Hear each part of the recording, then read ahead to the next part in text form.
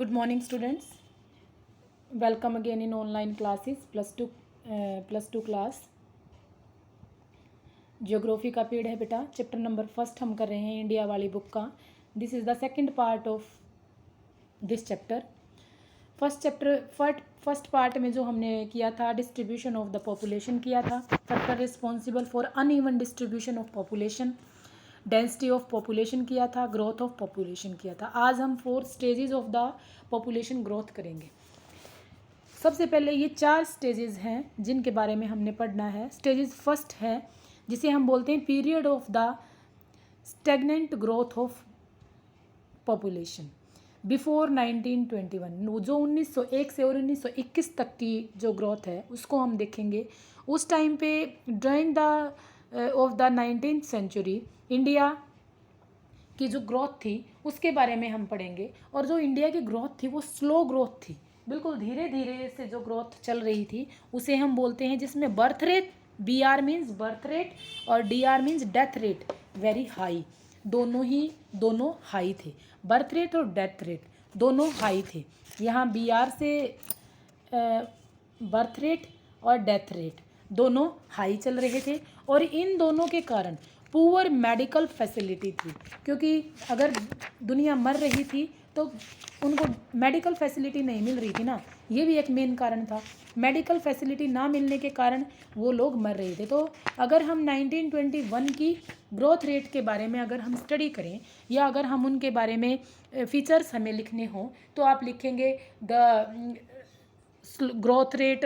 जो ग्रोथ थी the rate था वो स्लो था. Birth rate and the death rate are very high and the poor medical facility facing by the people in this stage.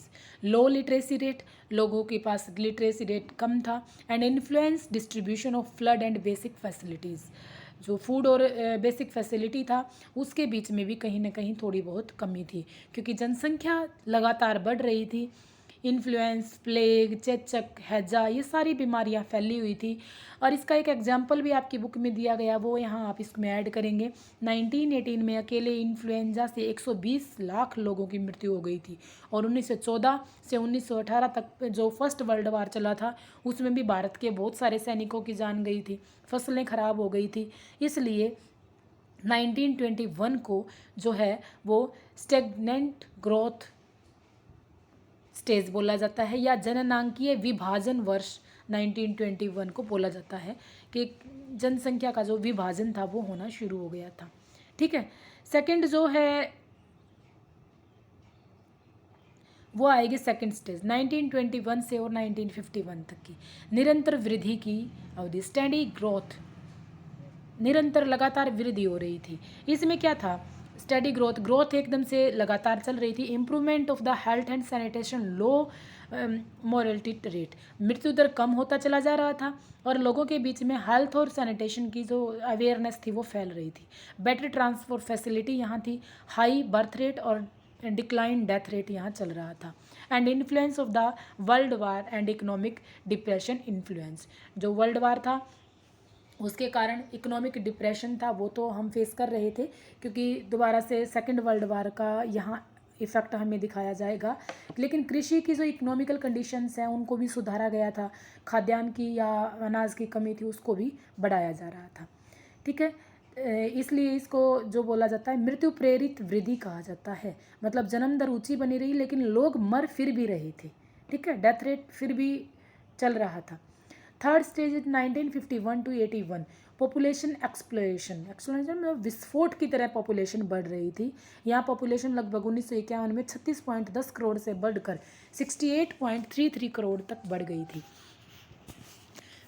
Crude birth rate decline due to the increasing of high fertility rate. जनसंख्या विस्फोट की तरह बढ़ रही थी. Rapid fall in mortality rate, mortality या मृत्यु दर में भी रैपिड फॉल आया था, बहुत ज़्यादा कमी हो गई थी. Introduction of 4-5 plans. अब पंचवर्षीय योजनाओं का इन्हें पता लग गया था.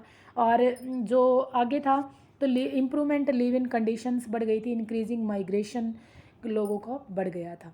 फोर्थ स्टेज 1981 से जो 1981 ऑनवर्ड ग्रोथ रेट था जो डिक्लाइन हो गया था। Crude birth rate and decline due to the increasing migrants age, जो ग्रोथ रेट था वो बढ़ता चला जाए।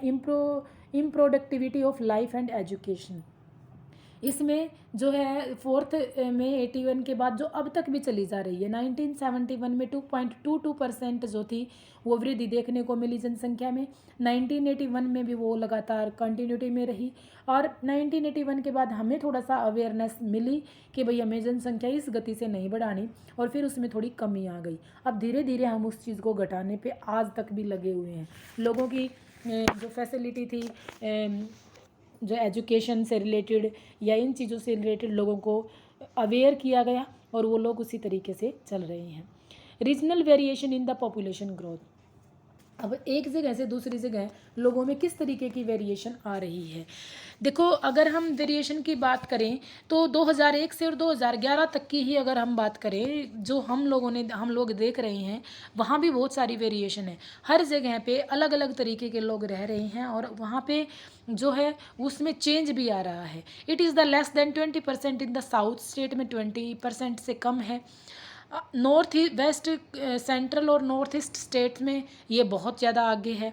And the adolescent percent is 22, male percent 53 and female percent 47% है। Features of the adolescent population is high potential and quite vulnerable, मतलब अगर यहाँ एडोलेंस की परसेंटेज हाई है, मतलब जन्म दर बहुत ज़्यादा गति से बढ़ रही है, और ये अगर बढ़ेगी तो कुछ जगह पे घट रही है, कुछ वेरिएशन है इसमें।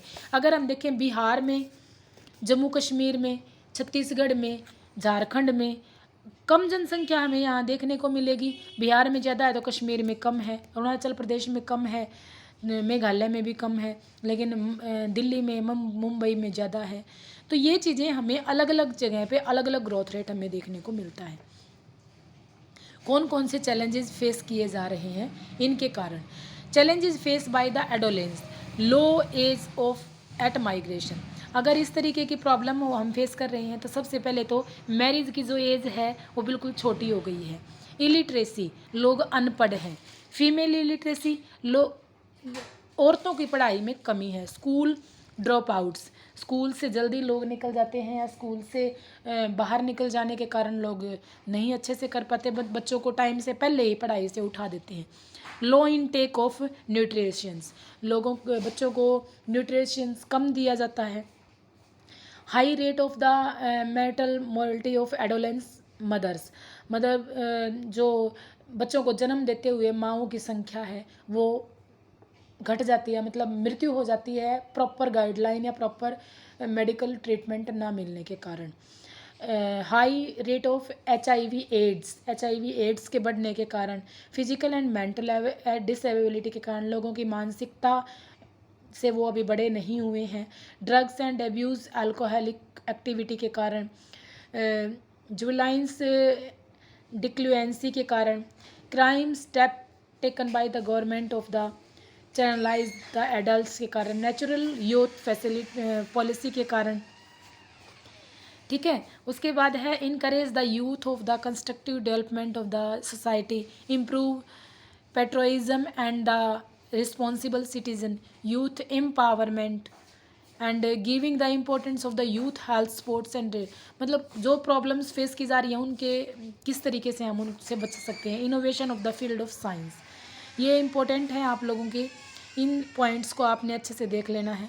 पॉपुलेशन कंपोजिशन को हम किस तरीके से बांटते हैं, आ गया था पॉपुलेशन किस तरीके से बटी हुई है। एज एंड द सेक्स के अकॉर्डिंग, आयु के कारण और लिंग के कारण, एंड प्लेस ऑफ रेजिडेंस के कारण लोग कहाँ रह रहे हैं।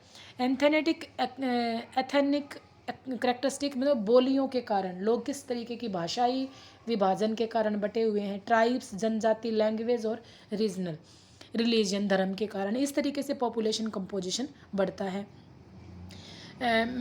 मैरिटल स्टेटस, लिटरेसी और एजुकेशन और ऑक्यूपेशन, ये 10 मेन चीज़ें हैं जिसके कारण पॉपुलेशन का डिस्ट्रीब्यूशन बढ़ता है।